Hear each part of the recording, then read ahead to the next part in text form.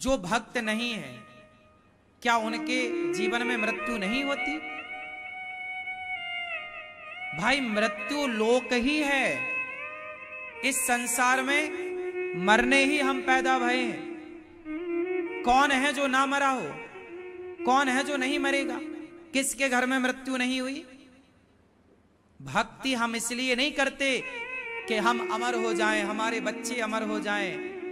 हर व्यक्ति अपनी आयु लेके पैदा होता है, हर व्यक्ति अपनी उम्र लेकर के पैदा होता। जन्म विवाह मरण गति होई, जहां जस लिखा तहां तस होई। हर व्यक्ति अपनी आयु लेकर पैदा होता है। फिर आप सवाल कर सकते हैं कि भक्ति क्यों करना है? भक्ति हम इसलिए करते हैं कि भक्ति करने से ही ये 84 के चक्कर से मुक्ति पाकर सदा के लिए भगवान के निज धाम पहुंच जाएंगे।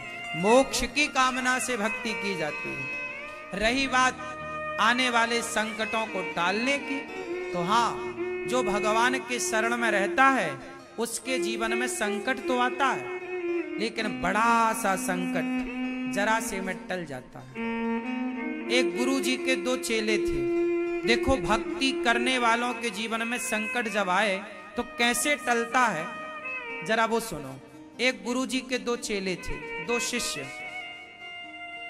एक शिष्य था, वो वैश्या के घर जाता, मुजरा देखने वैश्या के पास बैठता। और दूसरा चेला था, वो सत्संग में जाता, कीर्तन करता, भगवान का नाम जप करता, कथाएं सुनता। एक दिन वैश्या के घर से वो चेला आया तो रास्ते में उसे सोने से भरी थैली मिल गई, इतना सारा सोना, गोल्ड। और ये सत्संग करके दूसरा चेला लौटा तो इसके पांव में लोहे की एक कील घुस गई। लंगड़ाता हुआ गुरु जी के पास आया, वाह गुरु जी, आपके भगवान का न्याय गलत। क्यों? कहा कि देखो वो वैश्या के घर जाता था, उसे सोना मिल गया, माला माल हो गया, और मैं सत्संग करता, भक्ति करता तो मेरे पांव में कील और घुस गई। मैं देखो लंगड़ाता हुआ चल रहा हूं। गुरुजी बोले ठीक हो जाएगा तेरा पांव। तो शिकायत ना कर बेटा भगवान से, तू नहीं जानता विधान को। क्या विधान है? तब गुरुजी ने समझाया कि बेटा तुम वर्तमान को देख पाते हो, ना तो तुम अपने अतीत को देख पाते हो, भूतकाल को, ना तो तुम अपने भविष्य को देख पाते हो। क्या है गुरुजी मेरा भविष्य और क्या है मेरा भूत? तब गुरुजी ने बताया, बेटा सुनो, वो जो वैश्या के घर जाने वाला है ना, वो पिछले जन्म में बड़ा पुण्यात्मा था। आज उसके भाग्य में राज योग था, आज उसे राजा बनना था, पर उसकी संगति गलत हो गई और वो वैश्या के घर जाने लगा। तो वैश्या के संग से उसका सारा पुण्य नष्ट हो गया और आज उसे राजा बनना था, इसलिए उसे राजा का सुख तो नहीं मिला, पर थोड़ा सा सोना मिल गया, तो थोड़े से सोने का सुख मिल गया, थोड़ा गोल्ड मिल गया। जबकि आज उसे खजाने मिलने थे, आज वो राजा बनता, लेकिन गलत संगति, गलत काम करके उसका पुण्य राजयोग से निकल करके मुट्ठी भर सोना मिला। उससे वो क्या कर लेगा बेटा? और सुनो, तुमने पिछले जन्म में कुछ पाप किए थे, आज के दिन तुम्हारी टोटली मृत्यु थी, पर तुम भक्ति करते थे, कीर्तन करते थे, भगवान के शरण में थे, तो भगवान ने तुम्हारी मृत्यु को एक लोहे की कील चुभा करके टाल दिया। भगवान ने तुम्हारी मौत को, ये जो तुम्हारे पांव में लोहे की कील थी, ये तुम्हारी मृत्यु थी, पर ईश्वर की शरण में रहने से उसे उन्होंने टाल दिया। ये होता है जीवन में। हमारा पुण्य कभी साथ नहीं छोड़ता।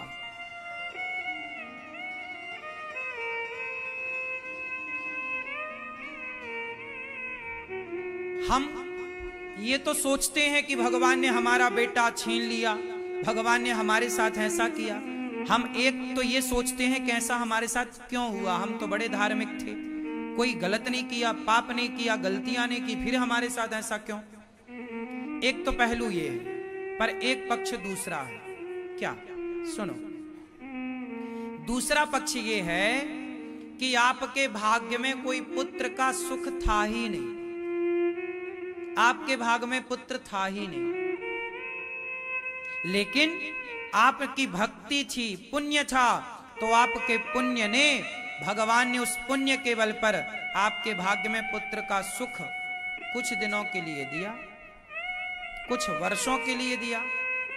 इसलिए ईश्वर की हर इच्छा में प्रसन्न रहना चाहिए। समाज क्या कहती है, लोग क्या कहते हैं, लोगों का काम है कहना।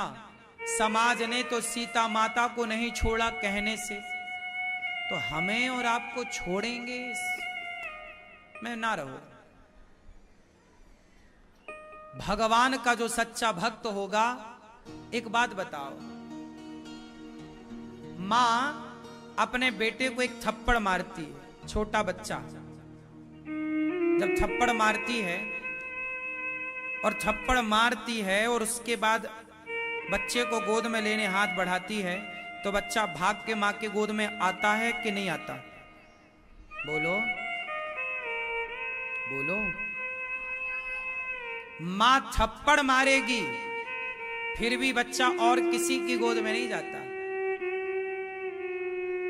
बच्चा 2-4 थप्पड़ खाता है, रोता है, और मां जरा बुलाए तो रोते रोते फिर मां की तरफ भागता है। इसी का नाम है भक्ति, कि ईश्वर की तरफ से थप्पड़ पड़े तो भी हम भाग कर भगवान की ही गोद में जाएं। यही है श्रेष्ठ भक्तों के लक्षण। हर हाल में हम उनकी गोद को ना छोड़ें कि आपने सुख दिया। देखो, सुख में तो सब भगवान को भजते हैं, लेकिन भक्ति वो नहीं कि आप सुख में भजो। भक्ति तो ये है कि दुख में भी आप भगवान की तरफ भाग रहे हैं, भगवान की गोद में, उसे माना जाएगा कि ये श्रेष्ठ भक्ति है। सुख में सब भगवान की हो रहा, सब अच्छा चल रहा है, भगवान आपकी बड़ी कृपा है, वो बढ़िया चल रहा है। लेकिन जब अच्छा ना चले, जीवन में कठिनाइयां हो, तो भी कोई ये कहे कि बड़ी कृपा है, तब भगवान समझते हैं कि ये तो हर हाल में मेरे ही भरोसे। तब फिर जीवन में भगवान स्वीकार करते हैं। भक्तों के पथ पर, भक्ति के पथ पर चलना इतना भी आसान कहां है साहब। भक्ति के पथ पर जो भगवान की शरण में है ना, वो बहुत सुखी है, बहुत सुखी है। क्योंकि सुदामा इतने गरीब थे, फिर भी शरण में थे भगवान के, तो सुखी थे। सुखी का मतलब ये नहीं कि हमारे पास रोटी नहीं है तो आप कहो जी हम बड़े दुखी हैं। अरे हमें चाहिए ही नहीं। सुदामा को क्या चाहिए था? वो तो खुश थे, संतुष्ट थे।